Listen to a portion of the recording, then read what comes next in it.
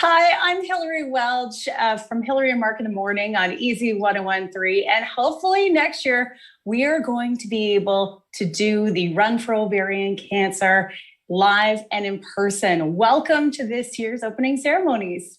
Yeah, we're excited to be your host again this year. And as Hillary just said, normally happens in Springbank Park. We're hoping that next year we'll be back in the park, but right now we still need your money, and we've got a great little show planned for you.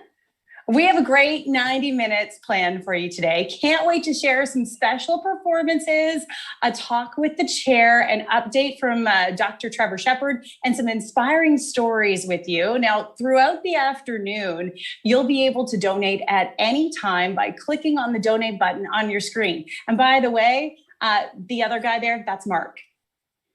Ovarian cancer, I should point out, and of course, as a male, it's not top of mind for me, but there's a lot of women that matter in my life.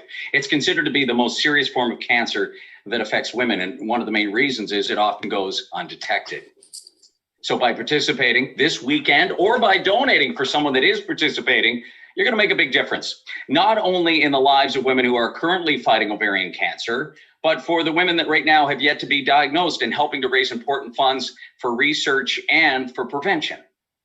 And your support gives hope to others and shows that you care for your community. So even though we're not all together at Springbank Gardens this year, we are still in this together. But first, how you can help.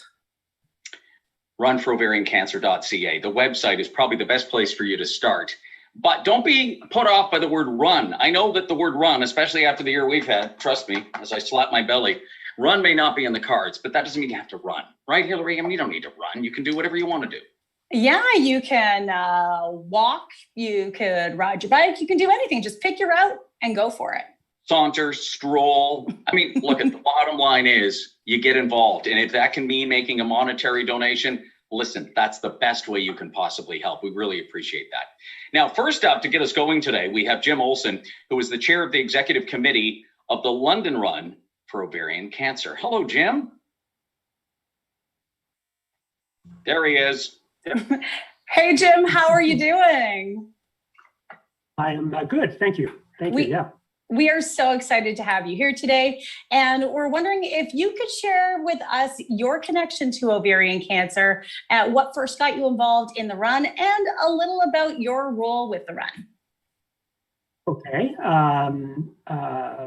I became involved with the run originally when my wife, Mary, was diagnosed with ovarian cancer in 2008. And she learned about the run and wanted to participate. So for a couple of years, we took part as runner walkers fundraisers.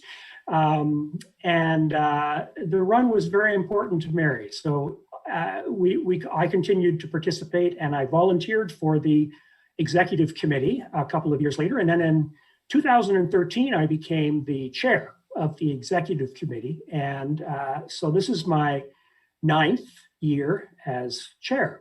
And what that involves basically is coordinating the various executive committee members who have different responsibilities, and sort of making sure that that the run goes off. What is supposed to happen does happen. So that's my role. Thank you for that. And I guess the thing that I'm wondering, given that all of a sudden, out of nowhere, you had a very personal connection to this illness and fighting it. Prior to that, did you find there was a disconnect, that the average person may not realize the severity or what this really entails? Yes, for sure. In fact, before my wife was diagnosed, I had no idea that ovarian cancer was the deadliest women's cancer. And having been involved now, an important part of our work, I think, is to make people aware of ovarian cancer, make people aware of the symptoms of ovarian cancer. One of the problems is the symptoms are ambiguous, and so diagnosis is often late, and therefore the cancer has already spread in the woman's abdomen. So, but yes, indeed, we need to educate people about ovarian cancer. Now, Jim, normally we'd be gathered together and you'd be able to see people live in person. This year, you're seeing them online, taking part in the run. What does it mean to you, as somebody who's been touched by the disease, to see the community come together? Well, obviously, it's amazing. We would love to have a live event if we could, because then we could see other participants and could talk to survivors who are battling the disease, and it's actually a fun day. Although the purpose is serious, the run day itself is fun. So I miss that, but. Given the circumstances, our only option is a virtual run with sort of an online ceremonies like we're doing here today. And I'm grateful for all the people that are involved in this, including you guys. It's very special to me. Jim, is there anything else that you want to share with us today? Yeah, there are. Two things, actually. First of all, I want to say thank you to a number of people and groups. First, I'll mention the corporate sponsors. The corporate sponsors donate money that covers the costs of the run for us. So every dollar raised by participants goes directly to research on ovarian cancer. So thank you to them. I would like to thank the executive committee members who work about 6 months out of the year getting the run together and ready to go. I'd like to thank, obviously, the participants, beginning maybe with team captains. Team captains are the ones that set up a team and then recruit members who will raise funds and participate in the run. So they're absolutely crucial to the success of the run. And we have wonderful team captains, many who've done it for many years. So thank you to them. To the participants, obviously, they're the ones that raise the money and then actually do the run or the walk. So thank you, obviously, to them. And finally, thank you to the donors who support us. And so that really is sort of the larger London community, which has been incredibly generous with us. We get donations from all across Canada, but the majority certainly are from London. And we have raised, over 19 years, we've raised more than $2.5 million, which indicates, the generosity of our community and how it's supported the run. The other thing I'd like to say is that, as I mentioned, I wish we could have a live run. At a live run, we honor the survivors who are battling ovarian cancer by giving them a sort of a commemorative scarf, a teal scarf. Teal is the color of ovarian cancer. And so the survivors wear this at the run, and it's just really nice to be able to honor them in that way. And we also honor women that we've lost at the run. We have a table where there are photographs of women that have passed away, usually with a strong connection to someone in the run. So because we can't do that this year, because it's a virtual run, what we have done is created a slideshow of some of the women that we have lost and some of the current survivors. And of course, these are the women for whom we do the run. I mean, this is the purpose of the run, is to find better therapies and treatments for these women. So let's watch the slideshow, and we can remember or honor both these very special women.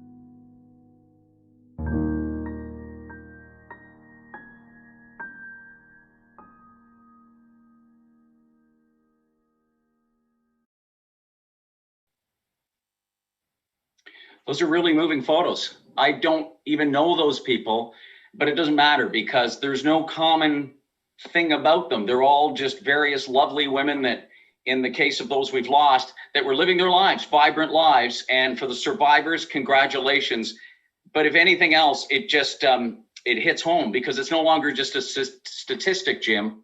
These are real individuals. These are real people that matter. So thank you, Jim, for the work you've done since the loss of your wife in support of ovarian cancer research. It matters. This run, virtual or not, is entirely organized by unpaid volunteers. And all the money that is raised stays right here in London to support the Translational Ovarian Cancer Research Program at London Region Cancer Clinic. Now, this is truly a local volunteer event.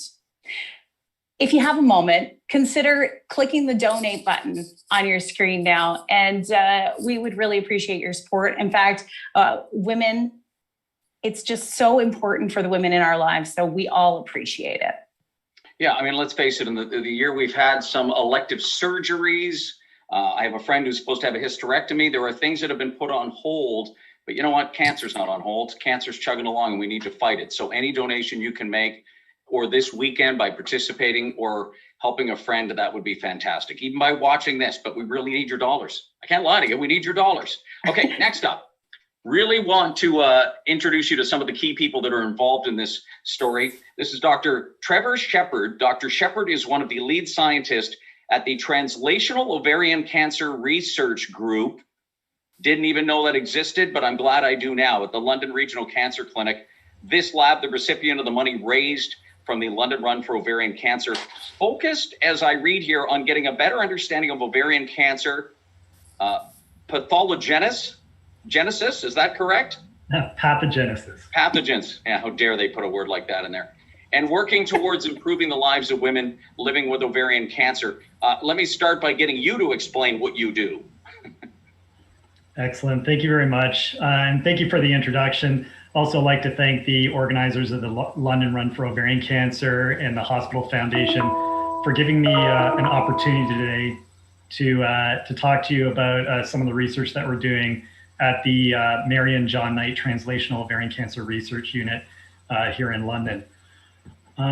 So, you know, we're all aware of how difficult it's been and all the numerous challenges we've had over the last 14 months. And it goes without saying that it's also been challenging to run a productive research lab during this time as well. But I want to assure you that we've really been able to continue all of our endeavors on a number of different research projects. So our research lab published 5 new research papers over the last year.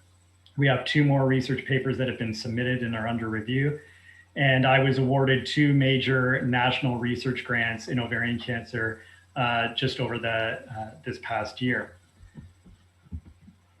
So one of these research grants is actually funded by the Government of Canada. It's from the Canadian Institutes for Health Research. And this grant is actually focused on trying to understand how ovarian cancer cells respond to stress while they're spreading or metastasizing. So we've made new discoveries into key molecules within ovarian cancer cells that actually respond to this stress while ovarian cancer cells are spreading in order to allow those cancer cells to survive and even evade chemotherapy. So our research study under this grant will be to try to uncover how we can potentially block this survival mechanism of ovarian cancer cells under this stress so that we can potentially stop the spread of disease, but even more importantly, maybe even make it more susceptible to killing under standard chemotherapy. Another part of this grant will actually be to also delve into an area that I haven't worked in before, and that's to try to understand how do ovarian cancer cells communicate with our immune system? Because we know not only in ovarian cancer, but in many different cancers, the reason why these tumors are allowed to grow is that our immune system has failed to identify these tumor cells and the tumors continue to grow. So part of this research program under this grant will be to try to understand how does this stress response pathway in ovarian cancer cells, how does it block that ability of immune cells, immune system cells, to actually keep that tumor in check or even help kill the ovarian tumor. So that will actually be a sort of a new area of our research under that CIHR grant. The second national grant award that we actually received is a partnership award through Ovarian Cancer Canada and Health Canada. And with this grant, our lab is actually working together with the Princess Margaret Living Biobank in Toronto. And this is a way to establish taking ovarian tumors from patients and to grow them in the lab as mini tumors so that we can actually test new therapeutics using ovarian tumor samples right from patients. We understand that every patient's ovarian tumor can be very different. So this might be a new platform, a new experimental strategy to recognize the difference from in each patient's tumor and to understand why they respond to chemotherapy or why they don't respond to chemotherapy. And then as well to actually test new therapeutics to see if we can overcome resistance to chemotherapy for every single patient's tumor. And really, this is quickly becoming the gold standard for testing new therapeutics or new drugs to test them in the context of ovarian cancer. So we're developing this not only for our own research lab, but importantly, this is funded by Health Canada to actually distribute this model so that different research labs across Canada can actually use this to test their new therapeutics as well. Over the last few years, so as part of that CIHR grant that I talked about before, one of these molecules that we've been studying is a protein called LKB1. And this protein is one of these key enzymes that responds to stress in cells.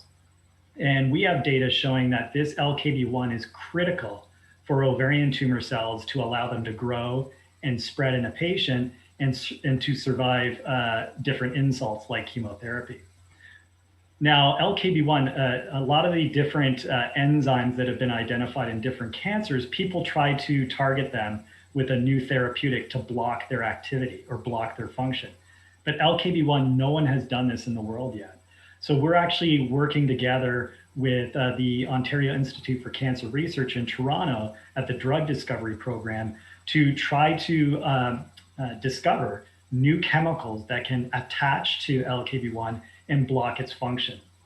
And then to, again, rapidly test this in our different systems like the mini tumor model that we're working with on the other grant, as well as in multiple ovarian tumor samples. So we hope it's a high risk, hopefully high reward project to identify new LKB1 targeting drugs that would be a new therapeutic for ovarian cancer. The Run for Ovarian Cancer, one of the other things, so those were national grants. But another thing to really point out is the London Run for Ovarian Cancer is really instrumental for providing funding to help support what we call catalyst grants. These are smaller grants that are funded to, say, my lab or other labs at the London Regional Cancer Program to do specifically ovarian cancer research and to test new ideas and to start up new projects. And one of these most recently was awarded, I'm a co-applicant on it, but it's in collaboration with Jim Petrick, who's a scientist at the University of Guelph.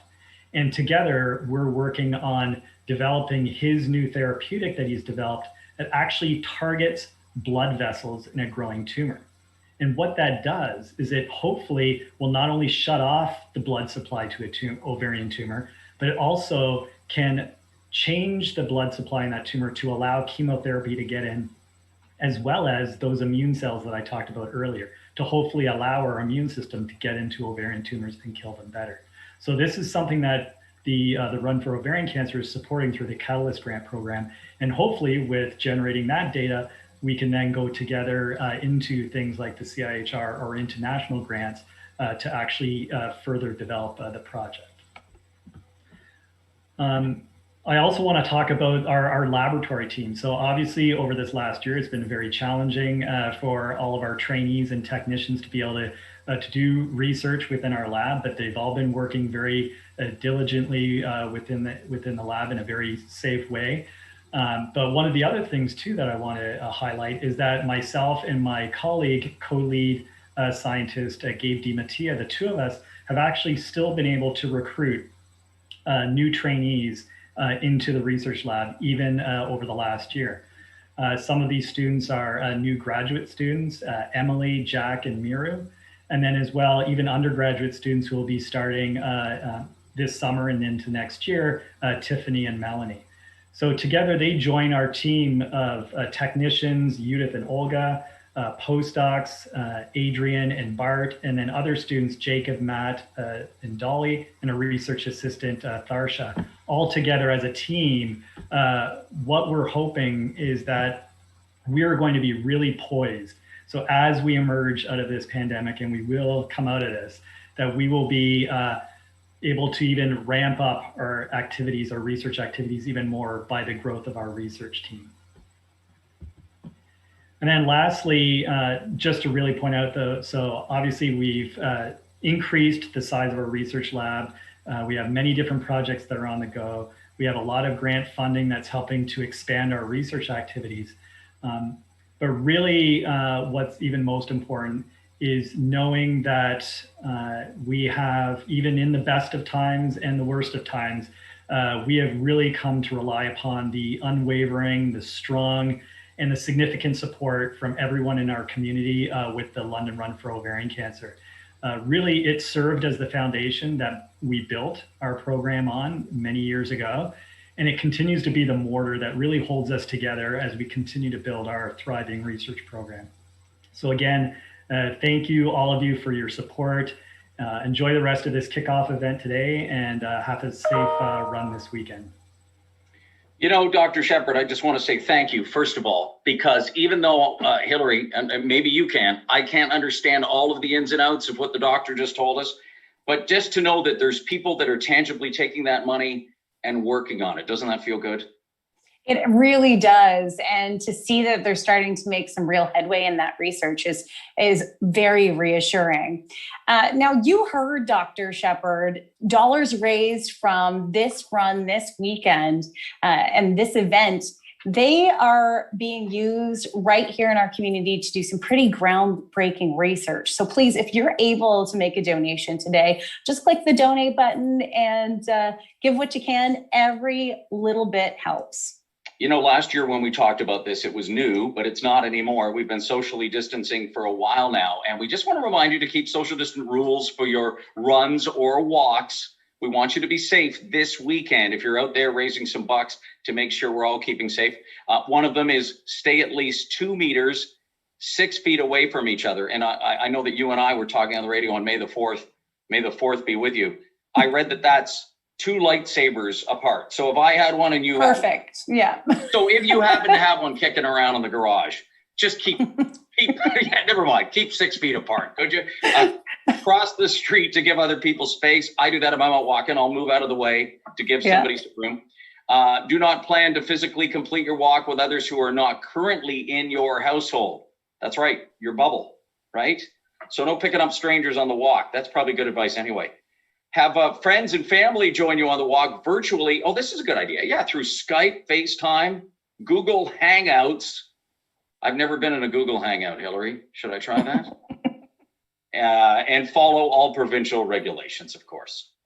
And of course, don't forget that one of the most powerful things about this run is the sense of community that it builds for people who are going through ovarian cancer and their families if they have passed away. So make sure you document it. It didn't happen if it wasn't on social media, right? That's So right, yeah. Make sure you take a picture or a video of your walk or run and post it to Facebook or Instagram, and make sure you tag the event Run for Ovarian Cancer and use the hashtag RFO together, because we want to keep you accountable. That's right. Yeah, we're watching. That's the bottom line. And you know what? We all know super competitive people, and maybe you're just competitive against yourself and you would like to track your run, your walk, whatever it is you're doing. You can use an app like Map My Run, Nike Training Club, or Strava. If you're using Strava, there is actually a London Run for Ovarian Cancer Club that you can join if you're in the app. So have a little look-see for that. All right, our next guest is a very special and unique person and has a unique story to share with us. Please welcome Suzanne Whitmore to share her story. Hello, my name is Suzanne Whitmore. I'm an ovarian cancer survivor and a mother of 3 teenage boys. Years ago, I did the London Run for Ovarian Cancer for quite a few years with my boys when they were younger, as my Aunt Lillian was very involved with the run, as she was very close friends with Anne Crowley, the founder of the walk. My paternal aunt had also passed away from ovarian cancer. I stopped for a few years as life got in the way and got busy. Then in September of 2017, my family got some devastating news that my baby sister Tracy, at the age of 41, was diagnosed with triple-negative breast cancer. My family was devastated. We came together to support her in her journey. We learned a lot from going through this journey with her. During her treatments, her doctors had her do some genetic testing. In March of 2018, they were looking for the BRCA gene, related to breast cancer. Instead, they discovered that she carried the BRIP1 gene, which is related to ovarian cancer. It is a very new gene that scientists are just learning about. They have linked it to ovarian cancer. Myself, my mom, and my other sister were all tested for the gene. We had an idea that we received the gene from my dad's side, as his sister had ovarian cancer. It was confirmed my mom and my other sister did not carry the gene. I was told I also carried the gene. As soon as I received the news, I didn't hesitate. I wanted my ovaries removed. I was told I needed to have my fallopian tubes removed also, as researchers believe this is where ovarian cancer starts. The geneticist sent me for follow-up with Dr. Shannon Arnfeld, as she studies the BRIP1 gene. I figured if she can learn something from me, great. I had surgery to remove my ovaries and fallopian tubes in June of 2019. Surgery went well, there was no issues, and I was told everything looked healthy and would be sent to pathology. I then went for my follow-up appointment with Dr. Arnfeld to be told I had ovarian cancer. She later told me I was only her 5th patient to be diagnosed with ovarian cancer while having preventative surgery, in 10 years of her performing this surgery. After being told, Dr. Arnfeld had already set up an appointment with the cancer clinic for Monday at 8 a.m. There I met Dr. Jacob McGee, who suggested I do 6 rounds of chemotherapy every 3 weeks. I was told my cancer was called serous ovarian cancer. It's a very common ovarian cancer. I was told it was stage 2A. I was also told that it was caught very early. I absolutely had no symptoms at all, which we all know this type of cancer is called the silent killer. It is usually far advanced when a woman starts experiencing symptoms. Only about 13% of cases of serous ovarian carcinoma are diagnosed at a stage 1 or 2.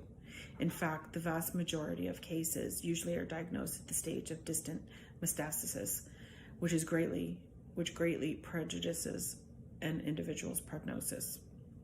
I finished my treatment in November of 2019. It has been a struggle to get back the energy I had before cancer, but it is slowly coming back.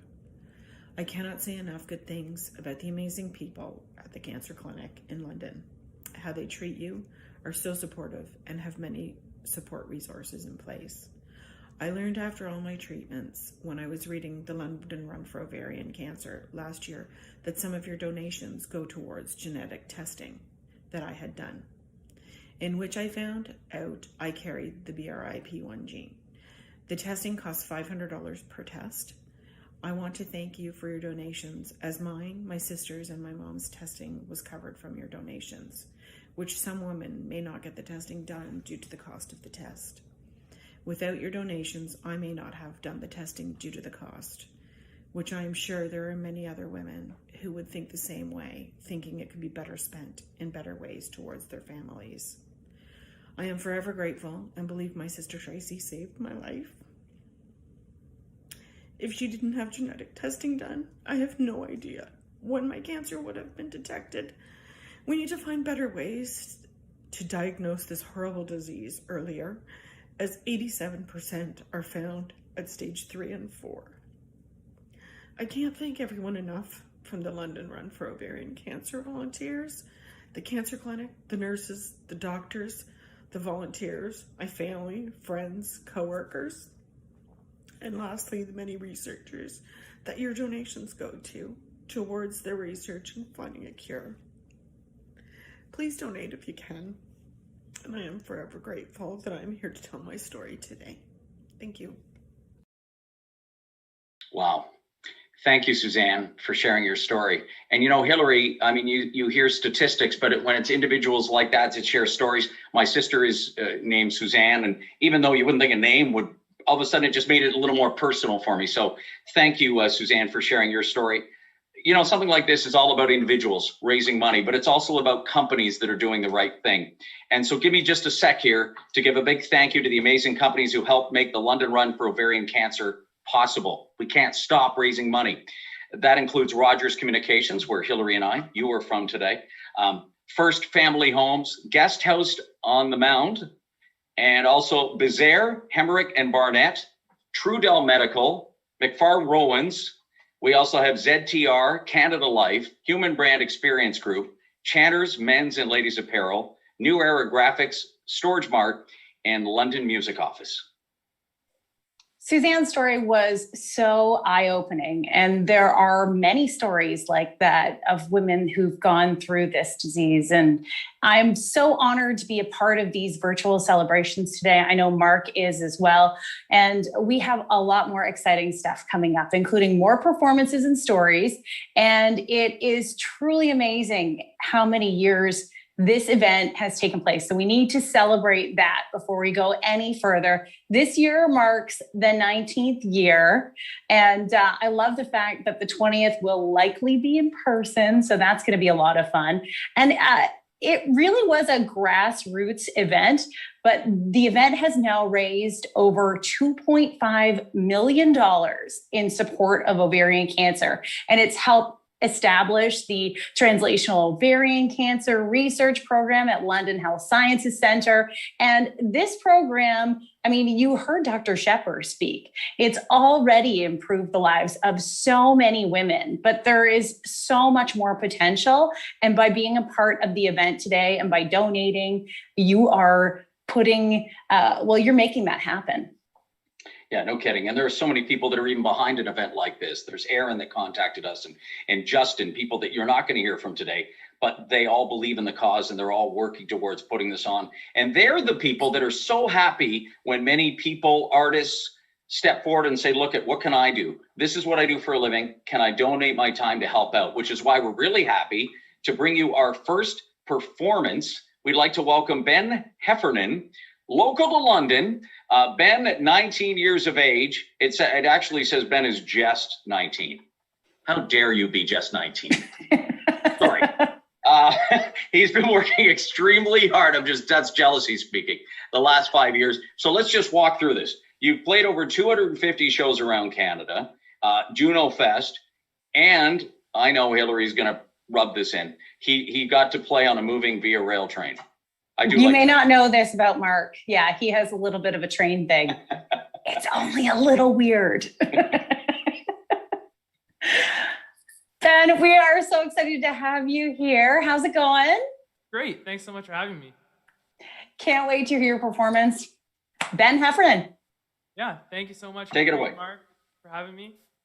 Thanks so much to everybody at the Run for Ovarian Cancer. Correction slightly. I'm 20, not 19, but I was trying to figure it out in my head. My grandma might be watching and might be able to correct me on this. But I think I might have, I don't think I've been at all 19 runs, but it's like quite a good number of them.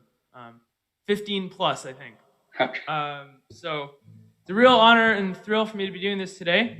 It's my first gig in a while because obviously I haven't had many chances to go out and play places recently. But I'm going to start with a song that I wrote a couple years ago, and this is a song I wanted to do something upbeat, but I have so many slow songs that I figured I might as well get one of them out of the way first.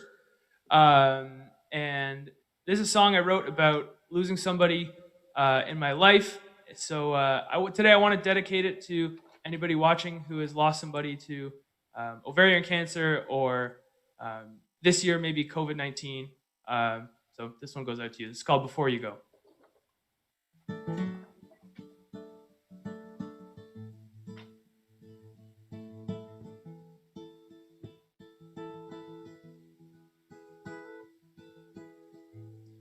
Letting go is not the same as having something ripped away. You'll never know until it's gone. It'll never really end okay.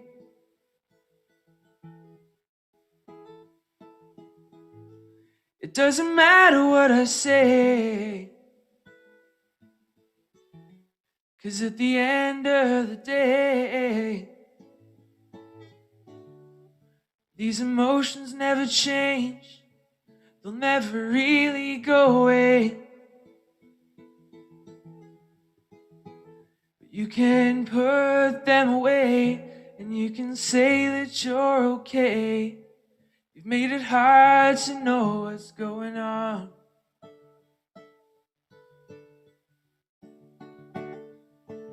How long can you stay here before you let this go? It's been a long time coming. Why it's come, we'll never know. But now we're all here standing next to you. We're holding on to now before you go.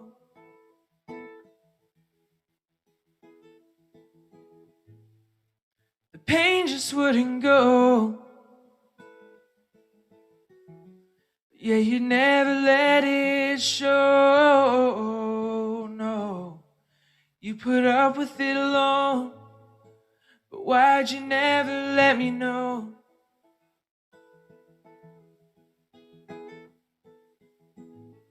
Now we're standing here again. Oh, we're looking back at way back when we had it all in front of us. We never really thought about the end. How long can you stay here before you let this go?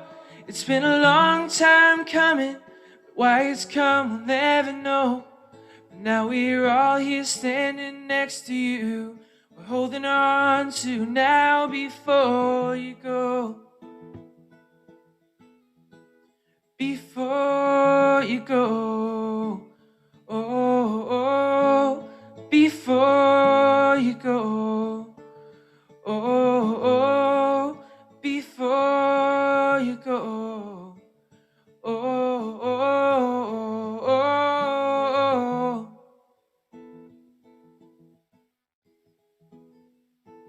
How long can you stay here before you let this go? It's been a long time coming.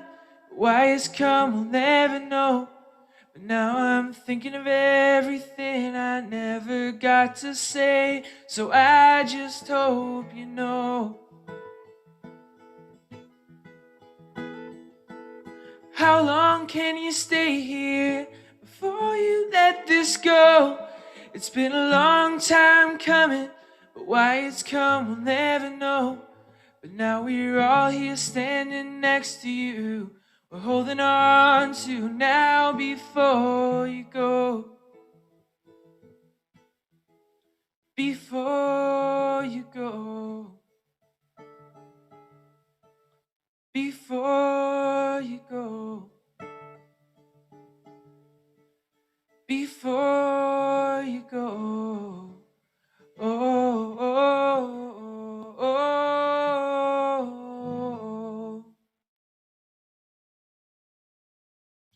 Thank you very much. All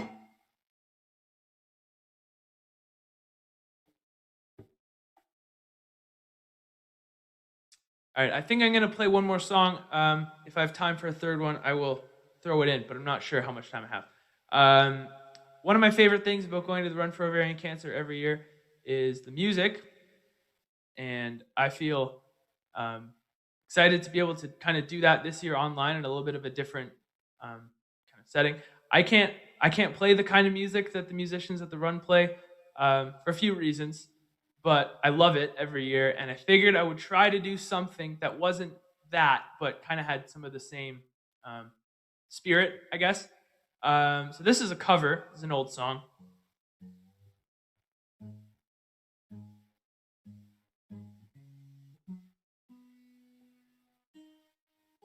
Sorry, had to tune. This is an old song from 1972, something like that. This is a Paul Simon song. It's one of my favorite songs. Hope you enjoy it.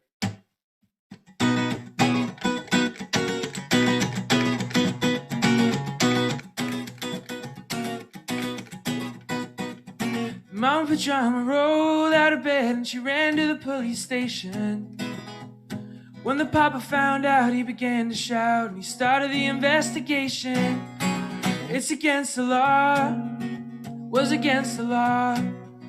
What the mama saw, it was against the law. The mama looked down and spit on the ground every time her name gets mentioned.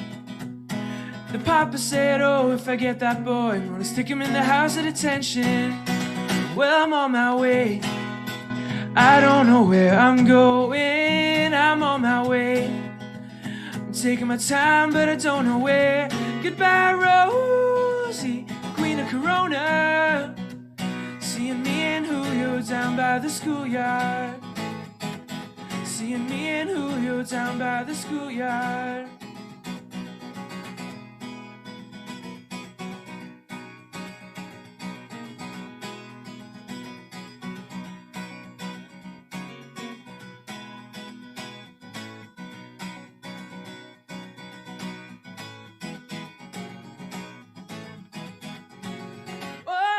Couple of days will come and take me away, but the press of the story leaked.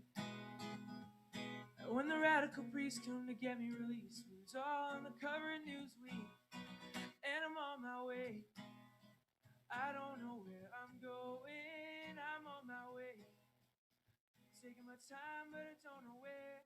Goodbye, Rosie, Queen of Corona. Seeing me and Julio down by the schoolyard. Seeing me and Julio down by the schoolyard. Seeing me and Julio down by the schoolyard.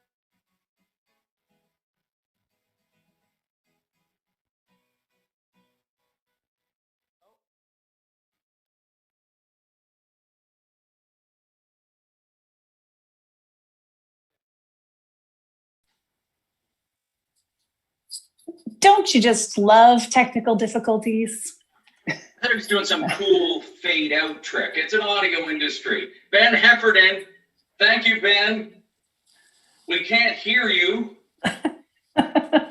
which, given that you're a musician, that's not a good thing. But we heard enough of you to know that I love what you were all about and you're performing, and I love Paul Simon too. So thank you. More than anything else, I appreciate you lending your talent today and sharing that with us. The soon-to-be 21-year-old Ben Heffernan. And you know what? I kid because I love. And you know what? Things open up. Hillary and I would love to see you live at some point in time. But thank you. Yeah. Thank you.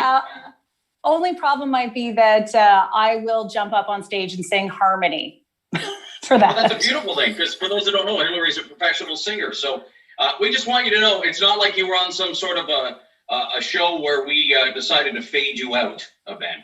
This was not some sort of a talent show. No, but thank you. I appreciate your participation today, as is the case with everybody that is helping out this year. And by the way, it's kind of timely that we remind you at this point about the need to donate. There's a couple of ways to do that, especially that tomorrow is World Ovarian Cancer Day, May the 8th, something that started in 2013 and is observed, I'm reading, by over 170 organizations from around the world. So a lot of people care about this cause. With that in mind, I also noticed, Hillary, one of the things that I thought you might be interested in is the online auction. An online auction. And I only say that because I noticed that among the items, gift cards to home decor. And I know you've been working on the home decor side of things.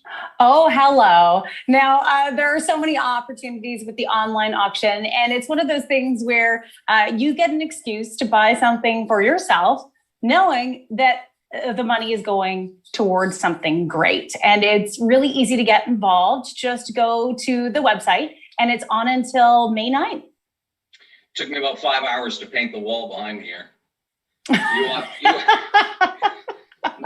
Just to make the boss happy, all of that. I love Springbank Park, and the reason I bring that up is that's normally where this run walk takes place. And there's something about seeing other people and connecting face to face.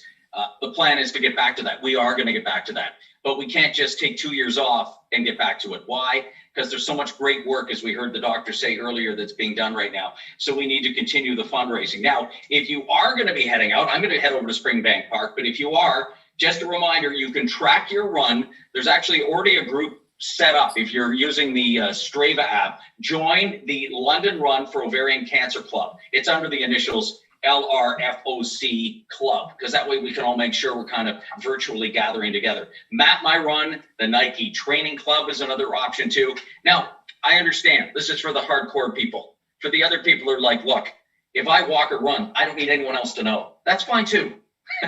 That's okay too. We just want to raise some money, right? Absolutely. Now, I think we're ready for another performance. So let's welcome her, Eleanor Gabrew. She is known for her soulful R&B quality. She's got a beautiful voice. And she, just wants to talk about true experiences and enjoy that. And she brings her voice and her experiences in her music. And she says she's been writing and singing a lot during COVID. Eleanor, hello. Hello. My name is Eleanor. This is my guitarist and backup singer, John. We're super grateful to be involved in this event. Causes like this are very near and dear to my heart. Thanks for Aaron Pierce for bringing me on board. I'm going to sing a few songs for you that I've written. I hope you like them.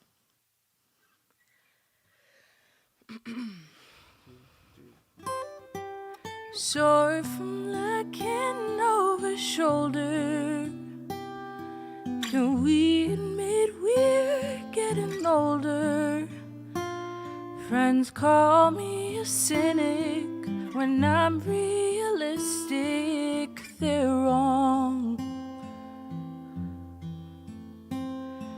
Caught in a state of reflection, still hoping to find my exception.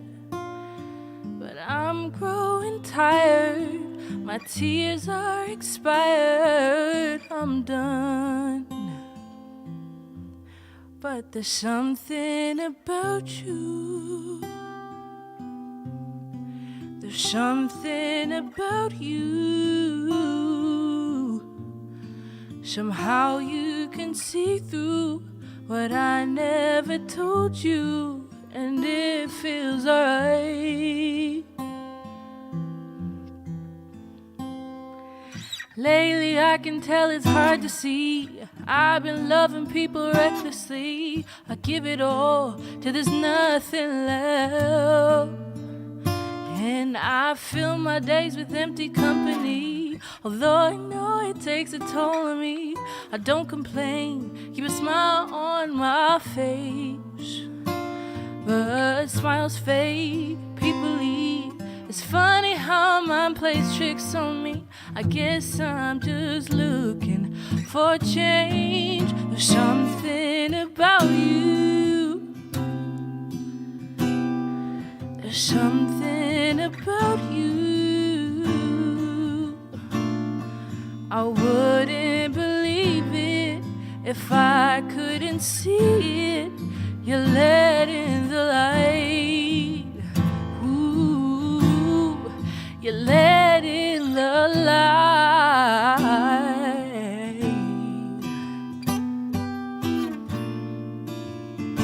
Ooh.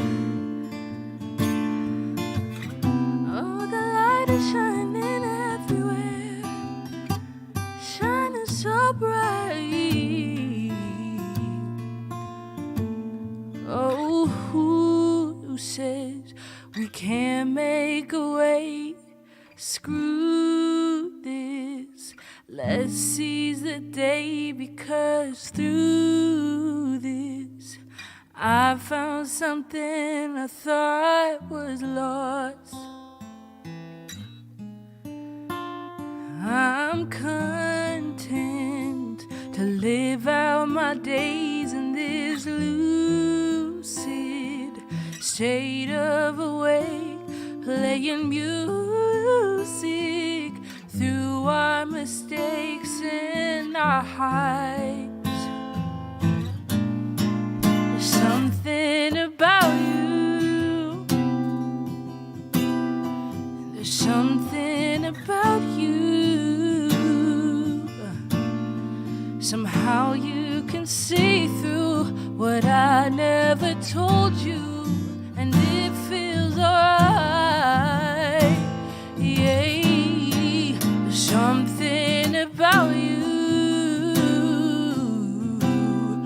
There's something about you. I wouldn't believe it if I hadn't seen it. You let in the light. Wouldn't believe it if I hadn't seen it. You let in the light. Sore from looking over shoulder. Can we admit we're getting older? This next one is a pretty intimate song I wrote about grief. Yeah, I hope it can be understood. Hope it resonates.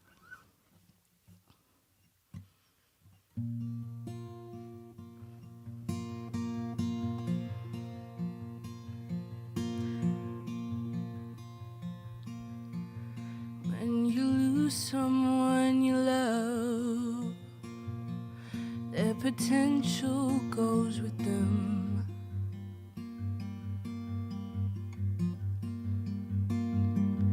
Everything they might have done, everything they could have been, has laid to rest. You're left to begin again. You're left to begin.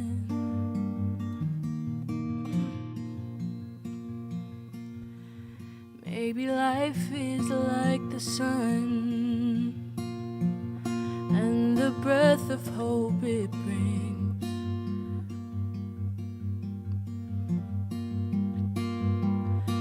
The radiant and sublime is so quickly gone again. My eyes grow dim as I'm left to begin again. I'm left to begin. To behold another day's toil, collect another day's spoil, and to what end? If I had known you were headed for war, I would have stayed around to see you out the door. 'Cause you were just with us before I blinked. I should have taken time to catch a longer glimpse. Your life has marked me for all of my days. I'll let the sweetest memories bring me out of this haze. I'll find my way.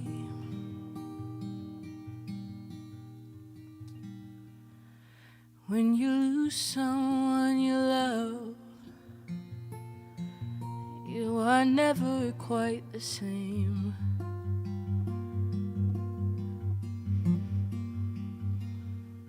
but your tears can feed the soil of hope that blossoms into change. Live another day.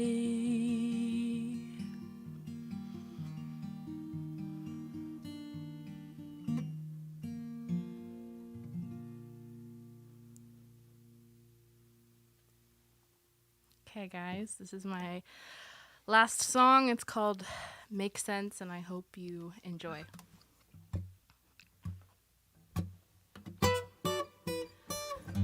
Are we there yet? Did we make it?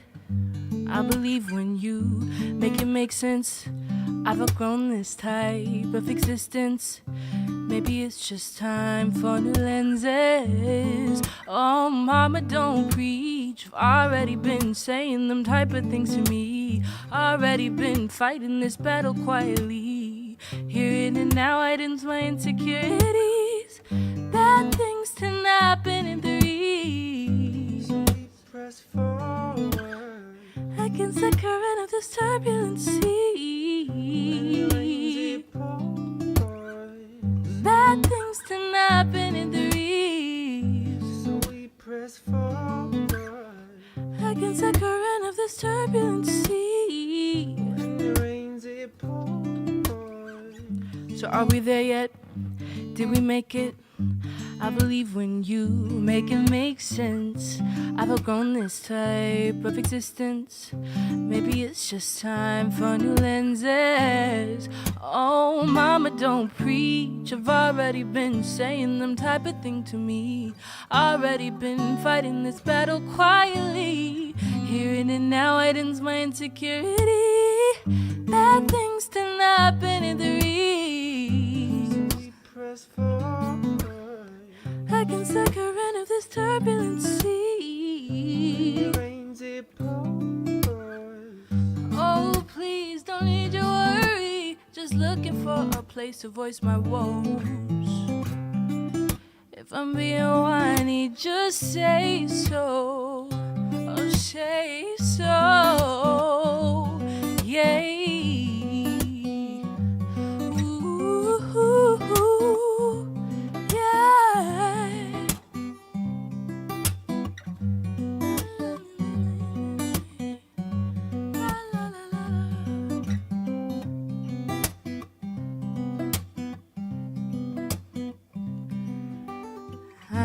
I know, and I won't walk by sight. It's the lows that qualify the highs. I know, and I won't walk by sight. It's the lows that qualify the highs. So are we there yet? Did we make it? I believe when you make it make sense.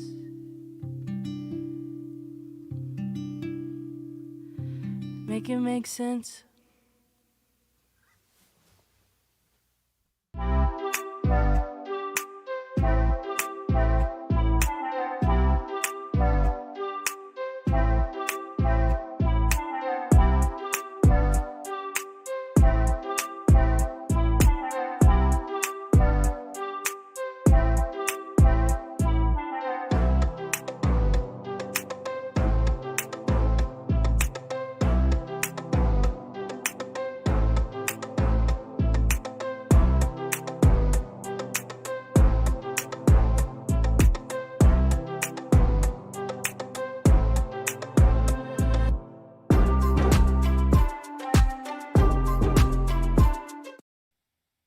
So thank you to our sponsors. You just saw their logos there, and I know it's easy just to let that go by and not think about it, but look at those sponsors and know that they cared in their way to help out today. And think about that when you are going through your year, if you're going to be hiring a service or buying a product, think about the places that cared the same way that you do. Also want to thank the beautiful performance from Eleanor today. Thanks for being part of this event. Now, we know that ovarian cancer can be one of the deadliest cancers out there, but there is so much reason to hope. And next up, we have another brave cancer survivor. We're really excited to introduce Allison Evans. And Allison has been fighting ovarian cancer for 9 years. Hi. Welcome, Allison. Tell us a little bit about your experience with ovarian cancer.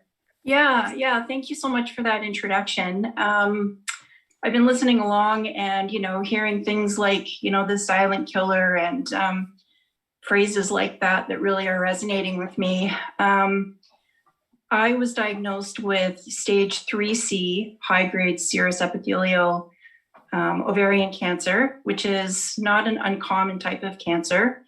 But for me, what was very uncommon is that it was 9 years ago when I was diagnosed. It was 2012. I was working full time, busy mom, 2 kids. One was in high school. One was getting ready to go off to college. And in addition to working full time, I was also in school. I was halfway through a program to become a nurse practitioner. My husband had his own busy career. And cancer just sort of blindsided us. Looking back, it really was the cancer that whispers. I had no real symptoms leading up to my diagnosis, other than the fact that I was tired all the time. But I mean, who wasn't? I was working, I was in school, I had these kids and hockey practice and you name it. So I had a lot of good reasons to be tired. But I also had this weird cyst on my abdomen. And it turns out that cyst was not a cyst at all. It was actually a tumor. So 3 days before my 47th birthday, I was told that I had ovarian cancer and that it had spread. And that's sort of really when the balls started to roll for me. When I look back at that time, the thing that kind of I remember most was how terrified I was. And it really was a true terror. I was sure that, I was going to be planning my funeral. I was imagining all of the milestones that my kids were going to have that I was going to miss out on. And I just couldn't imagine my family coping without me. I had lost my mother to cancer when I was in my 20s. And I just couldn't bear putting my family through the kind of pain that I had gone through. But it wasn't just that fear. It was just fear every time I turned the corner. It was the fear waiting for that first appointment to see Dr. Akira Sugimoto, my gynae oncologist. It was the terror waiting for my surgery to find out how advanced my cancer was. It was the fear of starting chemotherapy and not knowing what that was going to be like for me. So, when I think back to that fall of 2012, that terror is just what really bubbles to the top for me. But it's been 9 years, almost 9 years now. I've had 4 recurrences since then. I've learned that I have the BRCA1 gene mutation, which increases my risk for developing ovarian cancer and breast cancer. I've had chemotherapy twice, back when I was first diagnosed, and then most recently in 2019 and to 2020. I've had at least 3 surgeries. I've had 2 rounds of radiation. It sounds like almost what's the only thing that's missing is the partridge in a pear tree. But really it's, by the numbers, that's sort of what I was facing. But in addition to that, there were the countless specialists, and I don't mean just the physicians, because I did see a lot of doctors, but also the nurses who specialize in cancer care, the radiation therapists, the lab technicians, the volunteers, the IV nurses, and one very special social worker who knows who she is. All of these people played a part in my journey, and all of these people I saw face to face. But I know that that's only half of the story, because behind the scenes, there are countless scientists like Dr. Shepard who have dedicated their lives to advancing treatments and to developing early detection methods. without those people constantly pushing things forward, I'm not sure where I would be today. And, the science, although of course we would love to see the science moving faster, it certainly has moved in 10 years, in 9 years. There's a medication that I have been on after finishing my last round of chemotherapy. This medication is called a PARP inhibitor, and it's designed, I guess in simple terms, to prevent growth of new cancer cells. And this drug was in the clinical trials phase when I was first diagnosed, and it's now first-line treatment for people with the kind of cancer that I have. So that to me is huge. I mean, that's a huge advancement and something that we have to really appreciate. And we're also very lucky that living in this region, that we have a world-class cancer research facility essentially in our backyard. And if we want great things to come out of the research, we have to be prepared to support that research as well. So, when I started telling my story, I talked a lot about the fear. I've had a lot of time to get used to my diagnosis and sort of manage it like a chronic disease, I guess you could say. But I'm not afraid anymore. I live my life filled with incredible gratitude. And it's not just for myself, for the fact that I've been very lucky. I'm grateful for my family and my friends and my neighbors who have loved me and cared for me. They've supported me through all the ups and all the downs, all the pain, all the good times. They've fed me, they've driven me places, they've sat with me while I've cried. And that support is something that, you just can't put a price on that. I'm forever grateful to all of those people who've supported me.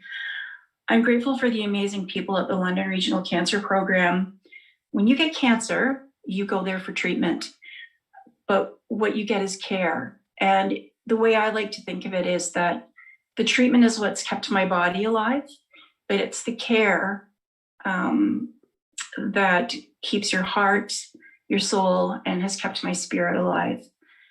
They're very special people there. And I'm also grateful for the science. This is the science that has allowed me to celebrate 8 more birthdays, to celebrate 8 more Christmases, to celebrate 8 more years of watching my children grow into the amazing young adults that they are. This is something that we have to all be very grateful for and need to support. So, I participate in the run because I'm grateful, but also because I know that I'm very lucky and that not all women are as lucky as I am. I remember after finishing chemotherapy the first time, being kind of read the Riot Act, being told what the statistics were for and the survival rate for the kind of cancer that I had found at the stage that it was found. And I'm telling you, it was really grim. You can't even imagine having that kind of a conversation to basically look at getting your house in order. But again, as I've said, I know that I'm very lucky. And so I participate in this run for all of those women who are still fighting, who are going through chemotherapy right now and are fighting as hard as they can to save their lives. And I also do it to honor those women who lost their lives to this disease. But I think mostly, I do this for the women who don't have ovarian cancer, and let's hope that they never do. I do it for those young women. I do it for their daughters, and I do it for my daughter. I have this picture here, actually. This is my daughter, Emily, and I, after finishing the London Run for Ovarian Cancer. I think it was in 2014. And I don't ever want my daughter to have to go through what I went through with this disease. So if, the money that we raise with the London Run for Ovarian Cancer, if it can spare one person from going through the fear that I went through, then I feel like that's something really important. That's something to be proud of. Thank you for listening to my story. And I really encourage everybody, if you haven't done so, please consider donating generously to the London Run for Ovarian Cancer, because literally our lives are depending on it. Thank you. Allison, thank you so much for sharing your story and for sharing your outlook, because I think that was the most eye-opening thing of your story, is that you've managed to really be grateful for a situation that is not an easy one. And I love what you said about how important support was during your journey. And that's really what we're all doing here by making donations, by watching this live stream, by going for the walk this weekend, by buying something in that live auction. We're giving women that support. Absolutely. It's so important. And knowing that, people are fighting for you, I think helps you to feel hopeful, even when you might not feel as hopeful. It's a very scary disease. It's a scary diagnosis. It's the most lethal form of gynecologic cancer. And just knowing there are people in your corner, people you know and people you don't know, who are supporting this run, can really do a lot to help. Thank you so much. Allison, cancer is that reverse lottery in life that you don't want to win. And even when you described to me getting the diagnosis, we all imagine that day, how might we react, because we would feel so alone, until, as you sort of very poignantly said, you get that support from friends and family. We're coming up to Nurses Week, all of these key people that, as you see, help the soul. So thank you. Right. It's been my pleasure. Thank you very much for asking me. Really appreciate that. I want to see you next year at the park. Right on. All right, so you have heard Allison's story. It's time to click that donate button and show women who are fighting this disease right now that support, and show your support for the Translational Cancer Center, Ovarian Cancer Center here in London. And we're going to keep this event going. We've got just about 20 minutes left today, but we've got another amazing performance on the way. Yeah, Brent Jones is our next guest here, a singer, pianist, composer.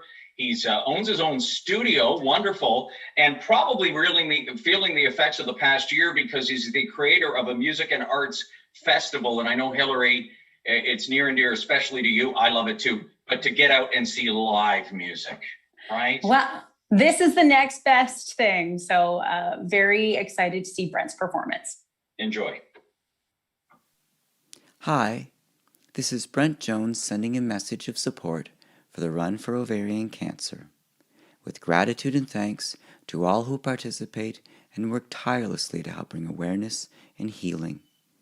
And to those we have lost, and to those who are afflicted, I send the deepest of peace. To help show my support, I have recorded a live performance of two of my songs, Skylight and Turbulent Flow, that I am sharing with you. I hope they will bring a little solace and sunshine in these challenging times. I'd like to dedicate Skylight to my friend Linda, who is in the middle of cancer treatment. Thinking of you and wishing you healing light and love.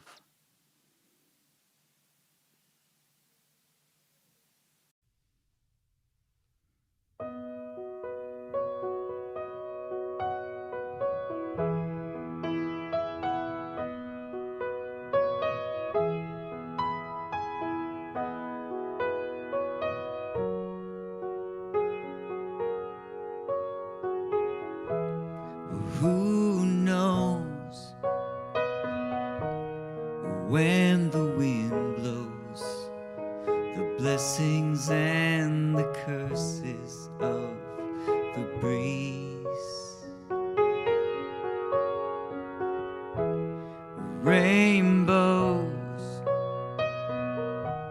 and tornadoes, and tussling the towers and the trees, but we'll be letting the sunshine in, letting the sunshine in, letting the sunshine, letting the sunshine in.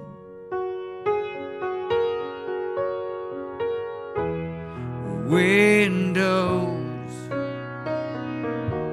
are high and hallowed, open wide the eyes of all who see.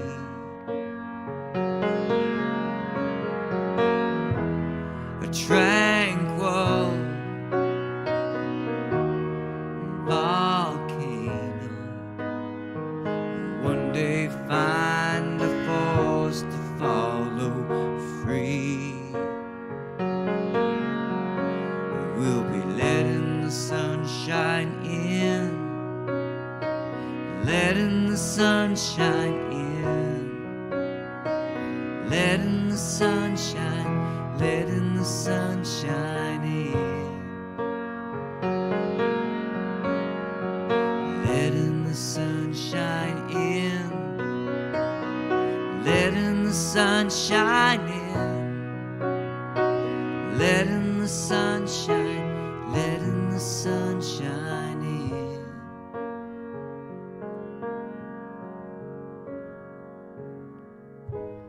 Am I worthy of love? Am I ready to know the pain that breaks the invisible chains of fate? Am I ready for love? Am I willing to show all the face that hides in the shadows away? But we'll be letting the sunshine in, letting the sunshine in, letting the sunshine, letting the sunshine in, letting the sunshine in, letting the sunshine in, letting the sunshine, letting the sunshine in. Ooh.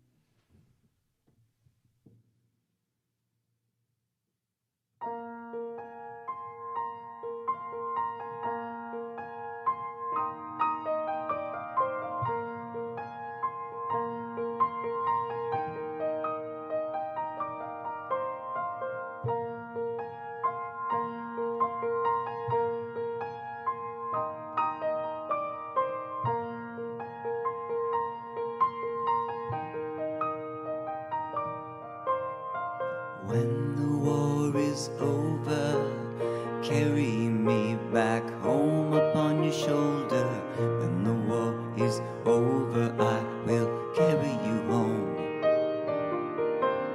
And if you fail and falter, I will carry you back home upon my shoulder. If you fail and falter, I will carry you home. When the wind blows, I will be a shelter, cover you from the cold. When the sun goes, pull you from the shadow, never leave your younger heart alone.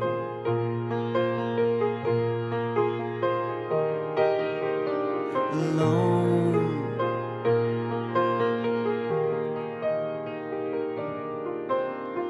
When the war is over, carry me back my shoulder. When the war is over, I will carry you home. And if you wade the water, I will carry you back home upon my shoulder. If you wade the water, I will carry you home. And when the storm grows, I will calm the quarrel, feather you from the fold. And when the road goes, see you on your travel, never leave your older heart alone.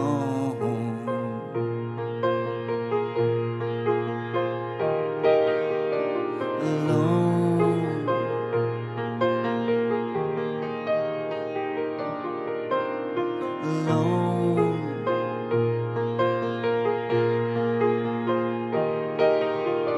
Alone.